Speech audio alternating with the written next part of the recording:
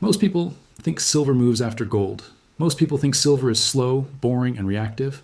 What almost nobody asks is what happens to silver before the headlines, before the panic, before the price makes sense. Because the most important phase of every silver event in history never happens on a chart. It happens quietly, invisibly, and years earlier. And by the time the public notices, the outcome is already locked in. What happens to silver before 2026 is not discussed because it forces an uncomfortable truth. Markets don't break suddenly. They hollow out first. To understand why 2026 matters, you have to forget price targets and predictions, and instead follow the system that silver lives inside. Silver is not just a metal, it is a stress signal, a pressure gauge for energy, industry, debt, and trust. Every time that system stretches too far, silver reacts long before people understand why. The story begins long before silver was an investment. It begins when silver became money. For thousands of years, silver wasn't a hedge. It was the medium of exchange. Empires didn't store value in paper promises.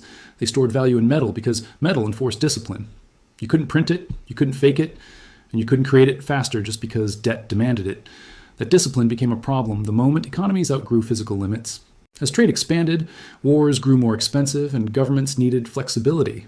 Gold was too concentrated, silver was too honest. The solution was not to abandon metal overnight, but to slowly detach daily economic life from it while keeping the illusion intact. This is where silver's modern role was born. When currencies moved off metal backing, silver didn't disappear, it was reassigned. No longer the anchor of money, it became the silent partner of industry. Electronics, energy, medicine, defense. Silver moved from vaults into factories, and that shift created a contradiction that still defines today's market.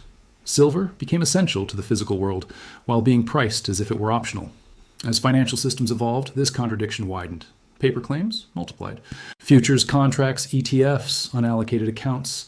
For every ounce of physical silver, dozens of paper promises appeared. This worked as long as nobody asked for delivery, as long as silver stayed cheap enough that it wasn't worth questioning the structure. The system depended on one assumption, that industrial demand and monetary demand would never surge at the same time. That assumption held for decades, until it didn't. The rise phase of silver crises always looks boring at first. Supply deficits don't show up immediately. Mines don't shut overnight. Inventories don't vanish in a week. Instead, what changes first is flow. Refiners start prioritizing long-term contracts. Governments quietly classify silver as strategic. Defense and energy sectors lock in supply years ahead. This phase never makes headlines because price barely moves. Analysts call it ample supply. Charts stay calm. But behind the scenes, something critical shifts. Flexibility disappears. The market still has silver, but it no longer has available silver. This exact pattern appeared before the 1970s silver spike.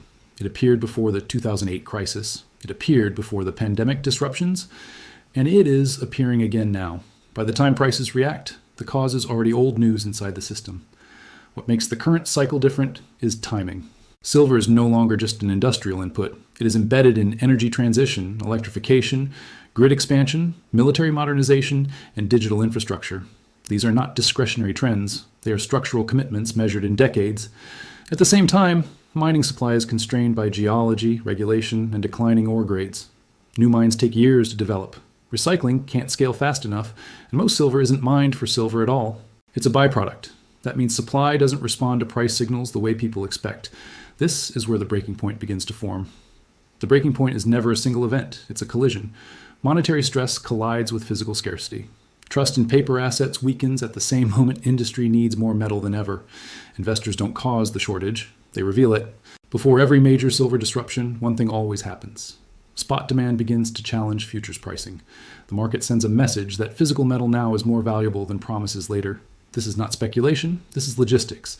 It means supply chains are tight enough that time itself has a price.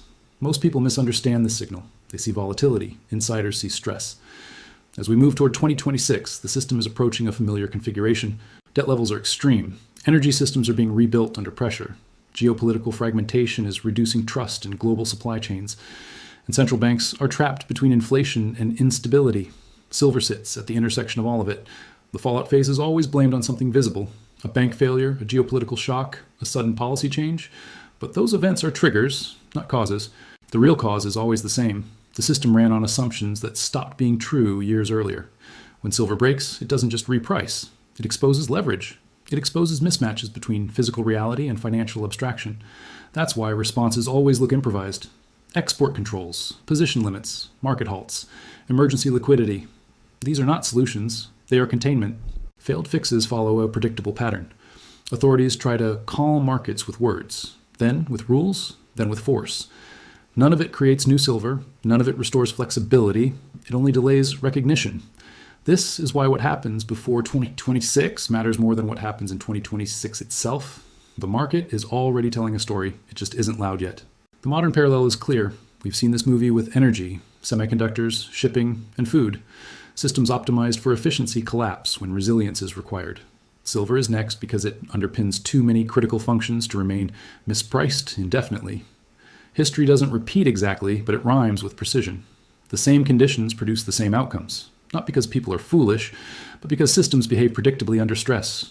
By the time silver's role becomes obvious to everyone, it will no longer be about upside. It will be about availability. And that leads to 3 unavoidable takeaways. First, silver crises are never about speculation. They are about structure. Second, the most important phase happens long before price confirms it. Third, when the system finally acknowledges reality, adjustment is fast and irreversible. The question isn't whether silver will matter before 2026. The question is whether I'll recognize what S already happening, while S is still time to think clearly about it. If this kind of cause and effect breakdown helps you see the system differently, make sure to like the video and subscribe, because the stories that matter most are always the ones nobody wants to discuss, until they have no choice. And this is where the silence around silver becomes meaningful, because when a system stops talking about something that is structurally critical, it's rarely because nothing is happening. It's because talking about it would force uncomfortable trade-offs into the open. Silver sits in that category now. Not dramatic enough for mainstream fear, not small enough to ignore, too central to too many systems. In previous cycles, the warning signs were crude. Inflation spikes, currency devaluations, interest rate shocks. Today, the signals are subtler, buried inside logistics data, industrial procurement contracts, and central bank balance sheets. The stress shows up in how far into the future buyers are trying to secure supply, not in how much they are willing to pay today. That's an important distinction. Price is the last variable to move. Time is the first. When manufacturers begin competing for delivery windows rather than discounts, the system is already tight. When governments quietly classify metals as critical, the market is already behind. When financial products promise liquidity that the physical market can no longer guarantee, fragility is baked in. This is exactly how silver behaves before every repricing phase. The narrative remains calm while the structure becomes brittle. Look back at history and the pattern sharpens. Before silver's run in the late 1970s, inventories appeared sufficient on paper. Yet physical availability was shrinking, industrial use was rising, monetary confidence was eroding. The spike wasn't caused by one group or one event. It was caused by accumulated pressure finally expressing itself. Afterward, the explanation was simplified. Blame speculation, blame greed, blame mismanagement. But simplification always comes after the fact. It protects the system's legitimacy by avoiding the deeper question. Why was the system allowed to drift so far from physical reality in the first place? That question becomes harder to avoid as we move toward 2026. Because, unlike previous eras, silver now exists inside multiple non-optional frameworks at once. Energy grids require it, defense systems require it, medical technology requires it, digital infrastructure requires it, and monetary instability increases interest in it. This convergence is rare. Historically, silver demand surged either from monetary stress or from industrial expansion, rarely both at once. Today, both pressures are present and intensifying. At the same time, the financial layer built on top of silver assumes abundance. Futures markets assume delivery can always be deferred. ETFs assume redemption pressure will remain manageable. Banks assume exposure can be netted out through paper offsets. Those assumptions only hold if physical supply remains flexible. Before systems break, they exhibit one final behavior. They insist everything is normal right up until normal stops functioning. Liquidity appears plentiful until it vanishes. Trust appears intact until it evaporates. Silver appears abundant until someone actually needs it. The reason this phase is never discussed openly is because there is no clean fix. You can't stimulate silver into existence. You can't print it. You can't accelerate geology. You can't fast forward mine development without consequences elsewhere. So the system does what it always does. It delays recognition, it manages perception, it stretches promises, but stretching promises in a physical market only increases snapback risk. As 2026 approaches, attention will likely remain on more visible stress points. Interest rates, currencies, elections, conflicts. Silver will stay in the background until it doesn't, and when it moves, the explanation will arrive late, framed as an unexpected shock. It won't be unexpected. The clues are already present. Supply rigidity, industrial dependence, monetary uncertainty, paper leverage. These ingredients always produce the same outcome. The only variable is timing, and timing is shaped by confidence. The moment confidence weakens just enough, the system stops rolling forward smoothly and starts reacting. That's why the most dangerous misconception about silver is that it needs a catalyst. It doesn't. It needs alignment. Alignment between physical limits and financial belief. When belief adjusts, price follows violently. This isn't a prediction, it's a structural observation. Systems that disconnect price from reality eventually reconnect. Not gently, not gradually, but decisively. Which brings us to the final question people avoid asking. If silver's critical phase happens before the headlines, if availability tightens before price reflects it, if the system acknowledges reality only after options disappear, then what matters more, being early or being loud? Because history suggests the people who benefit from these transitions are not the ones reacting fastest at the end. They're the ones who understood the structure while everything still looked quiet. That's why discussions like this matter, not to scare, not to hype, but to understand how cause and effect actually work beneath the surface. If you want more breakdowns that focus on what happens before the obvious moment, before markets reprice, before narratives shift, before the crowd arrives, make sure to like this video and subscribe. Because the most important stories in finance are never the ones everyone is talking about. They're the ones everyone talks about too late.